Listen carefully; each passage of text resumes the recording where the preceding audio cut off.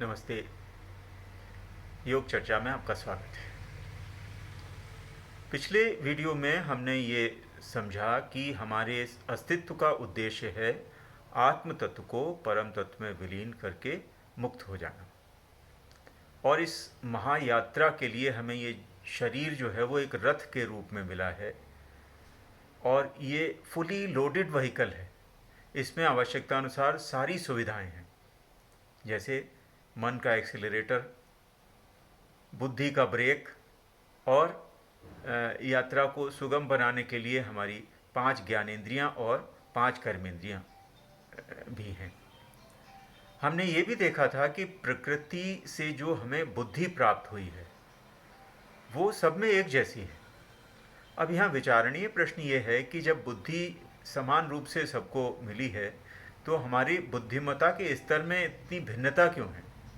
हर व्यक्ति का आईक्यू अलग है। तो ये मन के कारण होता है। देखिए, जब भी कोई विषय हम अपनी इंद्रियों के माध्यम से ग्रहण करते हैं, कोई भी स्टिमुलस हमारे सेंस ऑर्गन से टकराता है हमारे कॉन्शियस माइंड की प्रेजेंस में, तो उसको बुद्धि के समक्ष रखा जाता है। बुद्धि उसकी प्रोसेसिंग करती है, फिर उस पर कोई निर्णय लेती है। अब जिस समय विषय वो हम ग्रहण कर रहे हैं, यदि मान लीजिए उस समय हमारा मन एकाग्र नहीं है उस विषय के प्रति, या हमारा मन का कुछ हिस्सा किसी इंद्रिय के साथ में जुड़ा है, कुछ हिस्सा दूसरी और 5 इंद्रियों के साथ में कुछ कुछ हिस्सा हमारा जुड़ा हुआ है, तो जो जो विषय बुद्धि के समक्ष आएगा वो उसमें विक्षेप होंगे, डिस्ट्रैक्शंस होंगे।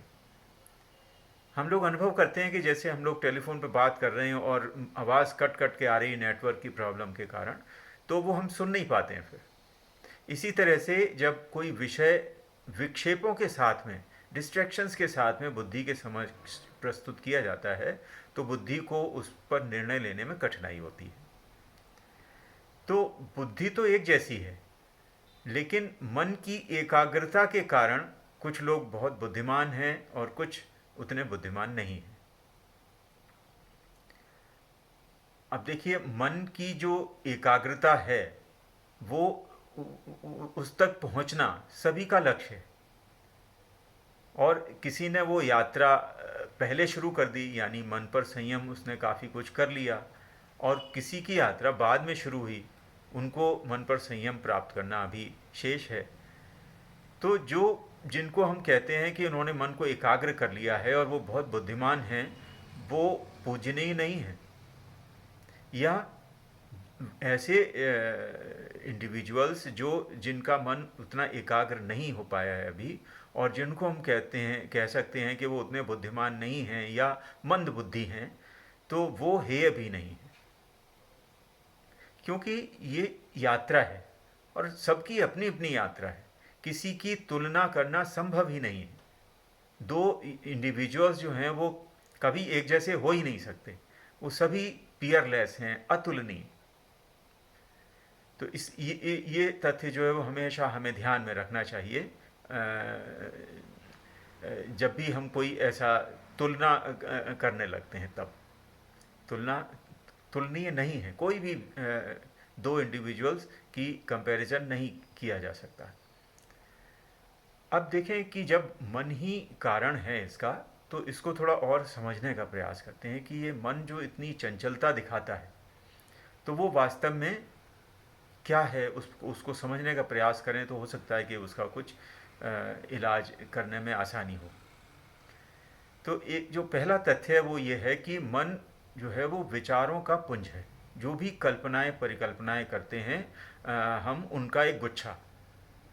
अब इसको ऐसे समझते हैं कि मान लीजिए एक ऊन का बुना हुआ स्वेटर है, उसकी जो मुख्य गांठ है उसको खोल दें और उस ऊन को निकालते जाएं, तो कुछ ही देर में हम देखेंगे कि वो स्वेटर गायब हो गया।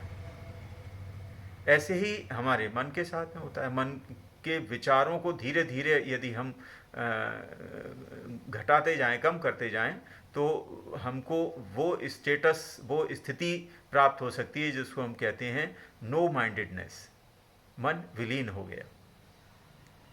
इसको एक और एग्जाम्पल से समझते हैं। मान लीजिए हम एक धागों का बना हुआ पर्दा आपके और अपने बीच में डाल दें, तो हम आपको नहीं देख पाएंगे, आप हमको नहीं देख पाएंगे। फिर अब उस पर्दे में से हम रोज़ाना कुछ ना कुछ धागे निकालते रहें, तो कुछ ही दिनों के बाद में ये ऐसी स्थिति आ जाएगी, वो पर्दा बहुत झीना हो जाएगा और आप हमको देख सकते हैं और हम आपको देख सकते हैं।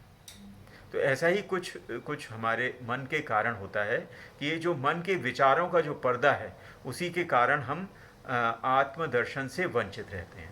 और जैसे ही इन विचारों को हम कम करते करते मन को विलीन कर देते हैं, तब हम आत्मदर्शन की पात्रता हमें आ जाती है। तो अब इसको कैसे करना, हम सभी जानते हैं मन बहुत चंचल है, इसको पकड़ना बहुत मुश्किल है। तो इसकी शक्ति क्या है ये जानते हैं। तो हठ योग में ऐसा वर्णन है कि मन जो है वो अपनी ऊर्जा प्राण से प्राप्त करता है, और मन और प्राण हमेशा साथ साथ रहते हैं। उस मन और प्राण की जो बंधुत्व है, उनकी जो दोस्ती है, उसकी तुलना दूध और पानी की दोस्ती से की गई है। तो अब इसको थोड़ा सा समझते हैं। जैसे मान लीजिए हमने दूध और पानी को मतलब दूध को आग पे चढ़ा दिया, तो कुछ ही देर में हम अनुभव करेंगे कि उसमें से पानी उड़ने लगता है भाप बन के। तो अपनी एक मित्र की हानि को देखकर दूध क्रोधित होकर उसमें उबाल आता है। फिर धीरे से जब हम उसमें कुछ पानी के छींटे दे देते हैं तो वो फिर शांत हो जाता है, यानी एक उसको मित्र की प्राप्ति फिर से हो गई तो वो शांत हो गया। ऐसा ही कुछ कुछ प्राणायाम में होता है। प्राणायाम में जब हम अपने श्वास प्रश्वास को रोककर कुंभक करते हैं, यानी प्राण को स्तब्ध करने का प्रयास करते हैं, उस समय मन की जो ऊर्जा का स्रोत है वो कुछ देर के लिए रुक जाता है। उसकी अपनी खुराक उसको नहीं मिल रही होती है, तब वो हमको विवश कर देता है श्वास लेने को। फिर जैसे ही हम श्वास लेते हैं तो मन फिर से चंचल हो उठता है। अब जो दूध हमने गर्म करने चढ़ाया था, यदि बड़ी चतुराई से हम उसको बार बार उसमें छींटे देते रहें, फिर उबालते रहें, तो कुछ ही देर में हम पाएंगे कि उसका जो एक मित्र था वो पूरी तरह से गायब हो गया, मतलब वो दूध गाढ़ा हो गया। अब वो नहीं उबलता है, उबलना छोड़ दिया उसने। ऐसा ही प्राणायाम का अंतिम परिणाम है। धीरे धीरे जब हम मन को संयमित करके उसको पूर्णतः विलीन कर लेते हैं, तब फिर जो योग साधक है उसकी श्वास प्रश्वास से निर्भरता समाप्त हो जाती है। तो इस तरह से हम प्राण के माध्यम से मन को विलीन कर सकते हैं, लेकिन इतना आसान नहीं है। अब देखिए, ये मन जो है वो इतना शक्तिशाली है, तो वो क्या सकता है हमारे लिए। इसकी शक्तियों को कुछ एग्जाम्पल से हम लोग समझने का प्रयास करते हैं। हमने बहुत बार सुना होगा कि सांप के काटने से कोई व्यक्ति की मृत्यु हो गई, और विज्ञान ये कहता है कि जितने भी सांप ज़मीन पे रेंगने वाले हैं उनमें से केवल 2% पॉइजनस होते हैं, बाकी सब नॉन पॉइजनस हैं।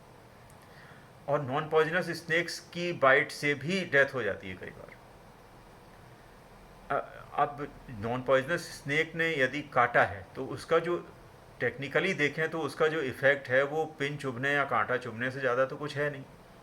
तो पिन चुभने या कांटे चुभने से मृत्यु कैसे हो गई, ये मन के कारण होता है।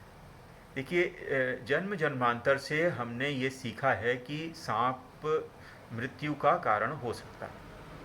तो जैसे ही उस सांप ने उस व्यक्ति के नज़दीक आकर उसको काटा, तो उसका जो सबकॉन्शियस माइंड है, अवचेतन मन है, उसको ये सजेशन देता है कि अब तुमको सांप ने काट लिया है, अब तुम्हारा जीवित रहना बहुत मुश्किल है, मृत्यु निश्चित है।